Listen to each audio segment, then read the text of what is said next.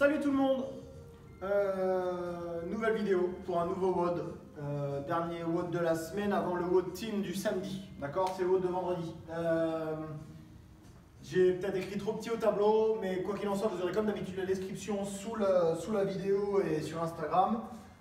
Comme matériel aujourd'hui, vous aurez besoin de vos abdos, de vos jambes et d'un objet lourd. Alors comme d'habitude, c'est une dumbbell, c'est une kettle, c'est un sac à dos lesté, ça peut être un sac de plâtre, ça peut être n'importe quoi. Et si vous n'avez qu'une barre, une barbelle, vous pourrez aussi faire le WOD avec la barre, d'accord?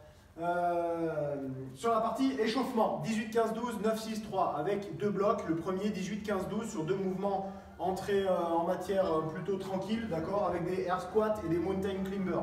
Le air squat classique, je descends et je remonte, ok?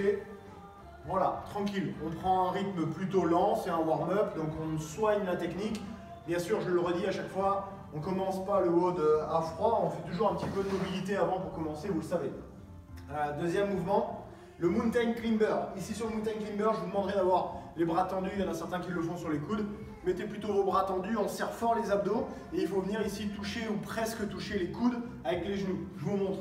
On en a déjà fait aussi, on en fait plein, hein. En confinement on en a fait plein. Ici, bras tendus, vous avez le coude qui vient toucher le genou. Et là on alterne. Ok? D'accord? Chaque fois que vous avez un genou qui touche un coude, ça fait une rep. Rien de compliqué. 18-18, 15-15, 12-12. Et sans tarder, on passe au deuxième bloc, 9-6-3, avec des reps qui sont un petit peu plus durs du coup. Mais sur la même thématique, moins de reps du coup, squat jump. Donc là cette fois-ci, toujours pareil, le squat et on finit avec les talons et les pieds entiers qui décollent. On cède aussi des bras si on peut. Deuxième mouvement, les sit-ups. Je vous remonte les sit-ups. J'en avais fait plein déjà, mais on ne sait jamais.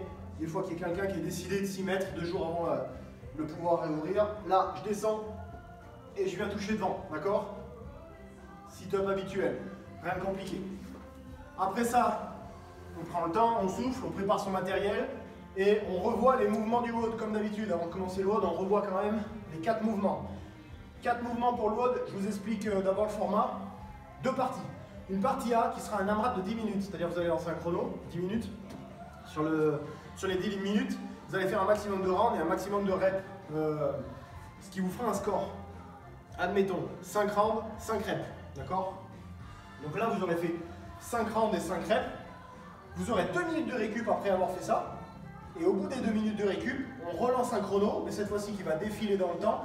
Et vous aurez vos 5 rounds et vos 5 reps à faire le plus vite possible. D'accord? Dans l'idéal, pour tout le monde, si vous mettez un petit coup de collier, vous êtes capable, étant donné que vous savez que vous n'avez rien après derrière et que vous pouvez prendre une cartouche de l'espace, vous êtes capable de refaire ce WOD-là plus rapidement que sur la première partie. Normalement, c'est comme ça que ça devrait se passer, puisque mentalement, je sais que vous allez vous accrocher, d'accord? Bien après avoir fait vos 2 minutes de récup, par contre, on n'attaque pas directement, c'est 2 minutes de récup, tranquille, on replace son matériel, on souffle un coup, on boit, et on se tient prêt, on essaie de redescendre un petit peu le pacing, et dès que vous êtes prêt, on relance, et on le fait le plus vite possible. Donc, l'AMRAP, c'est sur 4 mouvements. Le premier, grand overhead. Moi, je vous montre avec une plate, comme d'habitude. Grand overhead, vous pouvez le faire avec un bras, avec une dumbbell. Vous pouvez aussi prendre votre dumbbell avec les 2 bras. Le grand overhead, c'est un objet qui part du sol obligatoirement jusqu'à arriver bras tendus au-dessus de la tête. Peu importe la façon dont vous allez arriver sur ce mouvement-là, bras tendus au-dessus de la tête, vous pouvez faire un épaulé, un press, un épaulé, un jerk. Vous pouvez faire un snatch directement en muscle. Vous pouvez faire un squat snatch, comme vous voulez, d'accord? Peu importe le mouvement, l'idée c'est que votre objet vienne toucher le sol à chaque fois en bas et vienne au-dessus de la tête, bras tendus en marquant bien toutes les extensions, en l'occurrence extension du genou, des hanches et des épaules, d'accord? Ici, je vous le montre moi en mode snatch.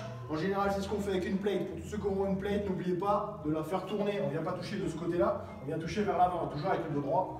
Je regarde devant moi, je monte et je redescends. 2,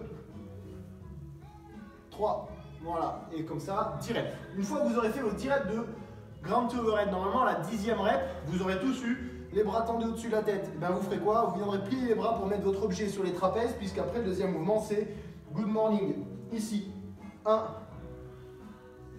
2, donc ça on a déjà fait aussi. Je n'insiste pas là-dessus, vous savez faire le good morning, d'accord? Le dos doit bien rester droit et ici le mouvement c'est pas dos rond et penché vers l'avant, c'est vraiment ici dos droit avec les fesses qui se poussent loin vers l'arrière. Ok? Donc là, on a deux mouvements ouverture de hanche. On passe sur deux mouvements plutôt en fermeture de hanche. Le premier, c'est single leg crunch.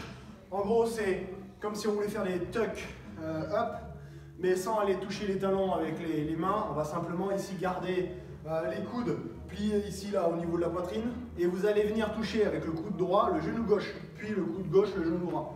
Ok, à chaque fois, vous ferez une rep. Ça fera une rep. Voilà, tout simplement. Donc quand vous en avez 10 à faire, c'est 5 à droite et 5 à gauche. Je vous montre. Position de départ, ici. 1, 2, 3, 4. C'est ok? Bien, dernier mouvement, burpee, tuck jump. Alors, le burpee tuck jump, c'est un burpee qui va vous essouffler encore plus. Il n'y en a que 10, vous inquiétez pas. C'est un burpee qui va être dur au niveau du cardio. Pourquoi? Parce que c'est un burpee traditionnel, sauf qu'en plus du saut, vous allez devoir sauter et regrouper les genoux, comme si, exactement pareil que sur le mouvement précédent, vous vouliez toucher, venir toucher les coudes. D'accord? Donc là, burpee, tuck jump. Ok? Donc là, je viens de vous en faire deux, vous en avez 10 à faire. Et quand vous aurez fait 10, 10, 10, 10, ça fait un round. Il faut recommencer pendant 10 minutes. Voilà. J'espère que vous allez bien. Et puis, on se revoit bientôt, probablement. A plus, ciao!